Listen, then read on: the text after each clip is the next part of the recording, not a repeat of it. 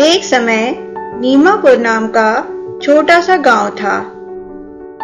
उस गांव में जीतू नाम का एक व्यक्ति रहा करता था। वह गांव में मसाले बेचकर अपना घर चलाता था। मसाले ले लो मसाले, धनिया, मिर्ची, हल्दी, नमक, जीरा। बाबूजी 250 ग्राम का 10 रुपया, बताओ कितना तोल दूं? जीतू को पंछियों से बहुत लगाव था। वह रोज उनको दाने डालता। जीतू बहुत ही मेहनती था। वह अपना सारा काम खुद ही करता था। एक दिन दूसरे गांव से जीतू की दूर की कोई रिश्तेदार आती है। ओए जीतू, तूने मुझे पहचाना कि नहीं? अरे मैं तेरे माँ की बहन की जीजा की साली हूँ। नमस्कार मौसी जी, आइए अंदर आइए। घर तो तेरा बड़ा साफ सुथरा है, बस जरा छोटा है। मौसी जी, मुझ अकेले के लिए तो इतना ही पर्याप्त है। अरे उसी बारे में तो मुझे बात करनी है। तू एक बड़ा घर ले ले, फिर मैं तेरी अच्छी सी शादी करा देती हूँ। पर मौसी जी, मेरी आमदनी इतनी नहीं है कि मैं बड़ा घर ले सकूं, और शादी के बारे में मैंने अभी तक सोचा नहीं। पर तेरी माँ की बड़ी इच्छा थी कि तू भजन लाल की बेटी से शादी करे। ठीक है, जब तेरा मन करे बता देना। अगर ये मेरी माँ की इच्छा थी तो मुझे उसे जरूर पूरी करनी होगी। जीतू अपनी माँ की बात रखने के लिए दूसरे गांव जाता है। मैं न कहती थी भजन लाल, लड़का अपनी माँ की बात को कभी नहीं टालेगा। आओ आओ जीतू, इनसे मिलो। ये है भजन लाल, तुम्हारी माँ के मुँह बोले भाई। बेटा, ये मेरी बेटी पूजा है। लंगड़ी लड़की देखकर जीतू सन्न रह जाता है। जीतू बेटा, मेरी बेटी का बचपन से ही एक पैर नहीं है, पर तुम्हारी माँ ने मुझे विश्वास दिलाया था कि मेरा बेटा जरूर इससे शादी करेगा। अपनी माँ की बात का मान रखने के लिए जीतू पूजा से शादी कर लेता है। शादी के बाद जीतू अपना ठेला बेचकर एक बड़ा घर ले लेता है और टोकरी में सारे मसाले भरकर उन्हें बेचने के लिए गांव निकल जाता है। मसाले ले लो मसाले, धनिया, मिर्ची, हल्दी, नमक, जीरा। बधाई हो जीतू भैया, सुना है आपकी शादी हो गई। पर जीतू कोई जवाब नहीं देता और उदास सा जाकर नदी के पास बैठ जाता है। पता नहीं माँ ने मेरे लिए ऐसी लड़की क्यों पसंद की। ए जी, आ गए आप? मैंने आपके लिए खाना लगा दिया है। जीतू कोई जवाब नहीं देता और चुपचाप से खाना खा लेता है। जीतू अपनी सारी जिम्मेदारी निभाता, पर पूजा से बात नहीं करता। पूजा भी जीतू के प्रति अपनी सारी जिम्मेदारी निभाती, पर वह मनी मन दुखी रहती। ए जी, मुझसे कोई गलती हो गई हो तो माफ कर दीजिए। अगर मैं आपको पसंद नहीं हूँ तो मैं ये घर छोड़कर चली जाती हूँ। फिर भी जीतू कोई जवाब नहीं देता है और वह मसाला बेचने चला जाता है। पूजा घर छोड़कर निकल जाती है। जंगल में वह एक पेड़ के नीचे बैठकर खूब रोती है। पुत्री, तू क्यों रो रही है? क्या समस्या है तुझे? बाबा, मैं लंगड़ी हूँ ना, इसीलिए मेरे पति मुझसे बात नहीं करते। चल पुत्री, पास ही मेरी कुटिया है, वहाँ चलकर मैं तेरी समस्या का निवारण करूँगा। वह साधु उसे कुटिया के बहाने कहीं और ले जाता है। मूर्ख लड़की, मैं कोई साधु नहीं, एक जादूगरनी हूँ और तेरी बलि देने तुझे यहाँ लाई हूँ। कृपा करके मुझे जाने दीजिए, मेरे पति मेरा इंतजार कर रहे होंगे। चुप कर दुष्ट, अभी तो तू कह रही थी तेरे पति तुझसे बात नहीं करते। इधर जब जीतू घर वापस आता है तो देखता है कि पूजा घर पे नहीं है। जब पूजा बहुत देर तक घर वापस नहीं आती तो जीतू परेशान हो जाता है। पूजा जैसी भी है तो मेरी पत्नी ही। मुझे उसके साथ ऐसा नहीं करना चाहिए था। अब कहाँ ढूंढूं उसे? पूजा को ढूंढते हुए जीतू उसी जगह पर आकर बैठ जाता है। तभी लाल रंग का एक सुंदर सा कबूतर जीतू के पास आकर बैठ जाता है। हैं? लाल रंग का कबूतर? ऐसा तो पहले मैंने कभी नहीं देखा। लगता है ये मुझे कहीं ले जाना चाहता है। जीतू कबूतर के पीछे पीछे जाने लगता है और कबूतर उसे एक गुफा के अंदर ले जाता है। इधर जादूगरनी पूजा को बांध करके कुछ सामान लेने चली जाती है। अरे पूजा, तुम यहाँ कैसे आई? तुम्हें किसने बांध दिया? उठो पूजा, मैं आ गया हूँ। जीतू पूजा को खोल देता है। ए जी, अच्छा हुआ आप आ गए, नहीं तो ये जादूगरनी मुझे मार ही डालती। चलो चलो जल्दी निकलो यहाँ से, इसके पहले कि जादूगरनी वापस आ जाए। घबराओ नहीं पूजा, अब हम घर वापस आ गए हैं।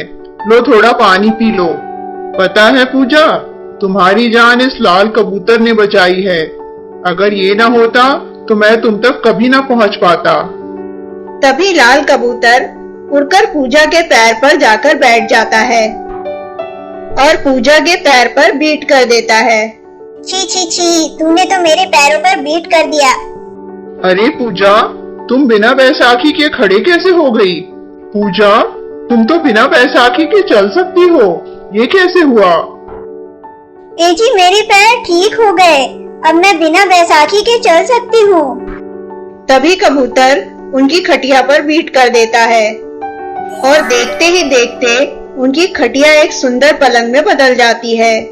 कबूतर के बीट से उनकी छोटी सी झोपड़ी एक बहुत बड़े घर में बदल जाती है।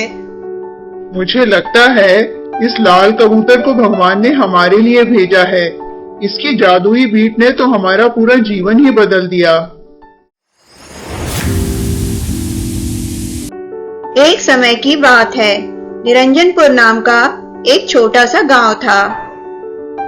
उस गांव में सुजान नाम का एक चरवाहा रहा करता था। वह जमींदार की बकरियां चराया करता था। बकरियां चराकर शाम को वह उन्हें बाड़े में छोड़ देता और घर वापस आ जाता। ये भी कोई जिंदगी है? मेरे परिवार में तो कोई भी नहीं जिसके साथ खुशी से रह सकूं। बेचारा रूखा सूखा बनाता और उसे खाकर फिर सो जाता। रोज शाम को जमींदार अपनी बकरियां गिनने बाड़े में आता। एक शाम जमींदार देखता है कि उसके बाड़े में एक बकरी कम है और वो भी काले रंग की। सुजान, ओ सुजान, जल्दी बाहर आ। जी हजूर, क्या हुआ? मुझसे कोई गलती हो गई क्या? गलती के बच्चे, जल्दी बता, मेरी काली बकरी कहाँ है? कहीं तुम उसे मार के खा तो नहीं गया? नहीं हुजूर, मैं तो सारी बकरियां शाम को गिनकर बाड़े में छोड़कर आया था। मुझे कुछ नहीं पता। मैं तुझे 2 दिन का समय देता हूँ। मेरी काली बकरी ढूंढ के ला, नहीं तो उसके एवज में 10,000 रुपए जमा करा के जा। हे भगवान, अगर बकरी नहीं मिली तो मेरे पास तो एक आना भी नहीं है। 10,000 कहाँ से दूंगा? वह बकरी ढूंढने निकल पड़ता है। तभी उसे घास के एक बहुत बड़े मैदान में एक बकरी घास चरती हुई नजर आती है। अच्छा हुआ तू मिल गई काली, चल अब घर चल। अचानक ही काली बकरी तेज से कूदने लगती है और फिर भागने लगती है।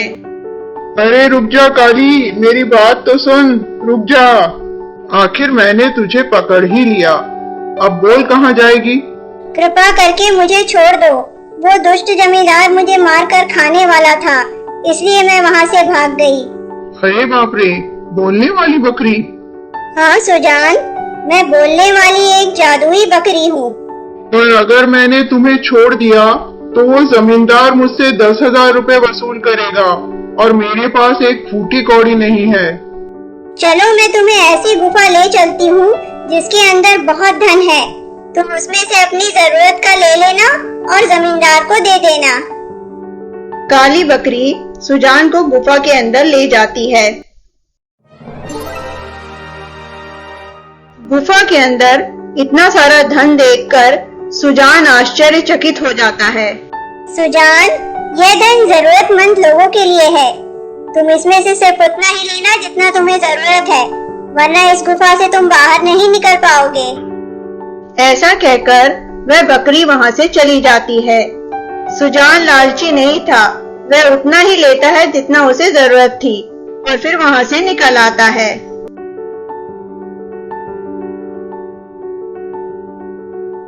क्यों रे सुजान, लाया मेरी बकरी? हजूर, बकरी तो नहीं मिली, पर ये आपके 10,000 जरूर लाया हूँ। तेरे पास तो एक आना भी नहीं था ना? इतना धन तुझे कहाँ से मिला? जल्दी बता, नहीं तो अभी तेरी खाल खिंचवाता हूँ। डर के मारे सुजान गुफा का सारा राज जमींदार को बता देता है।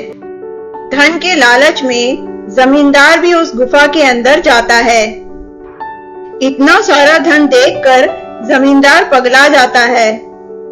वो ढेर सारा धन एक बड़े बोरे में भर लेता है और वह जैसे ही एक दूसरे संदूक को खोलने जाता है, उसमें से एक राक्षस निकलकर उसकी गर्दन खा लेता है और वह मर जाता है। इधर सुजान जब दूसरे दिन सोकर उठता है तो उसे अपने दरवाजे पर एक छोटी सी सोने की बकरी मिलती है। उस बकरी को पाकर सुजान बहुत अमीर हो जाता है और वह खुशी खुशी रहने लगता है। नमस्ते दोस्तों, मेरा नाम है सोनिया। कहानियाँ हमारे जीवन का आईना होती हैं, जिससे हम बहुत कुछ अच्छा सीख सकते हैं। अगर आपको मेरे चैनल माय टेल टून की कोई भी कहानियाँ अच्छी लगती हैं, तो प्लीज प्लीज प्लीज मेरे चैनल को जरूर सब्सक्राइब करें। और भी बहुत अच्छी कहानियाँ मिलेंगी आगे। धन्यवाद।